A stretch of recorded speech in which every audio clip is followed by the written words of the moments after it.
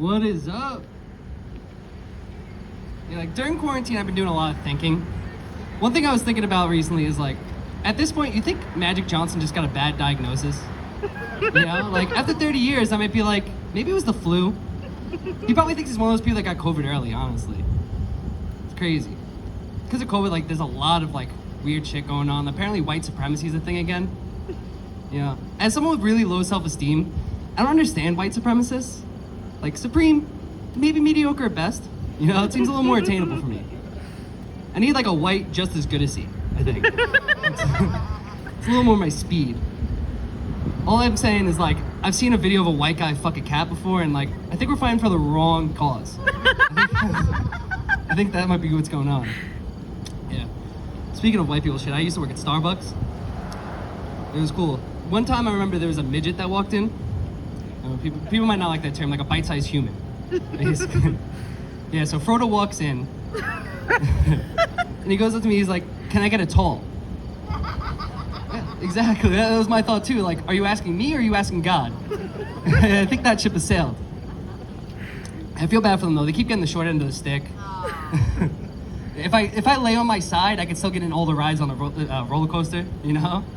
Like, I feel bad for them. I think that's why they're so angry. They can only ride the carousel. Like, if I can ride a horse, your ass hurts. Like, as a big dude, whoever is big here, you know, like, on a roller coaster, the middle seat is double big for you. Like, we have that. Why can't we put a car seat on the fucking roller coaster, you know? Let these people go. Yeah. I do a lot of shopping for myself, and I buy generic products a lot. I love them. Like, obviously, they're cheap, but I think they're better a lot of times. Like, you know, like, generic brand cereal, how it still has, like, that 90s sugar in it, where it's kind of like cocaine grade level sugar, you know? It even comes in like a Ziploc bag because it's closer to drugs than it's food. I love it. There's one thing, like, doing all my shopping over the years, like, the only thing I realized I can't buy generic is Plan B. Seriously. I remember there's one time with my ex, I just couldn't pull out. We've all been there. You gotta feel the cream puff every once in a while, stuff the old cannoli, you know? But like every decision I make when I'm horny, I was like, this is a mistake. So I was like, let's go to CVS.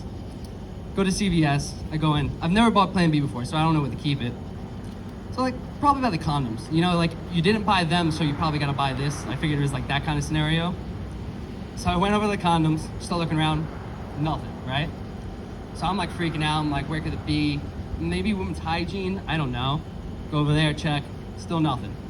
So I'm still freaking out, and I'm like, how am I gonna tell my girlfriend she's gonna be a single mom? That's a really tough conversation, honestly. It's crazy. So I was like, let me ask this cashier. I go to the cashier, I'm like, hey, you got Plan B? First, he didn't even know what I was talking about, and I looked at him like, come on, you know. So he starts searching, he's like moving boxes around and shit.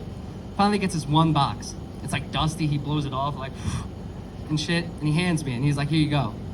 I'm like, what the fuck? It's like CVS brand bullshit, you know? It's fucking like, might as well be Plan Z at that point. Like, you look at it, you're like, I need a new plan. So I ended up going and getting a 4-pack of hangers instead. Yeah. I made the right decision. I still don't have a kid, so. Yeah, now I'm single, so. Yeah. Being 26 and single is like really rough, honestly. It's kind of like bargain shopping at a thrift store. You think you got this awesome shirt, it was only like $2. Bring it home, you look at it, you start examining it, and you're like, this used to have a dick. You start realizing it. That's basically what it's like. It's crazy. And you start in these dating apps are fucking terrible. You start talking to these gorgeous girls. Find her name's Jacques and she lives in Haiti. You know? It's like, but at the same time, I also realized like I'm doing kind of like an adult version of a Sarah McLachlan commercial. Like, fuck a quarter a day. For $20 a day, you could see a titty and feed a whole village. You know? I should get a reward. You see the tits of an angel. You know? It's great. But then you start like meeting real girls. You start going on dates. You start having some sex. Then you start having really weird sex. You know, because you couldn't do it with your ex. You start having some weird sex. You ever have such fucked up sex that afterwards you're like, was I just molested? You know, you can't like listen to Michael Jackson the same. You start looking at Macaulay Culkin like, how did his parents leave him alone? Like, how dare you? Just take him away. It's crazy. Honestly, though, yeah. Finally, I work in an office. I'm back there now, which is great. I thought I would hate it at first, but now I like it. There's one thing I can't stand. This dude that sits right next to me, right? And he just farts all day. Just fucking sitting there ripping ass. Like, it's like homebrew mustard gas. and like I'm the victim. It's crazy. It's disgusting. So like me, when I have to fart, I take a stroll around the office. I start ripping ass everywhere, crop dusting. No, because I'm a gentleman. Like I'm like the Bernie Sanders of farts, where like everybody's getting a little bit. You know? It's great. Yeah. I had another thing joke. No, that's it. Thank you guys. I'm Mike. Thanks.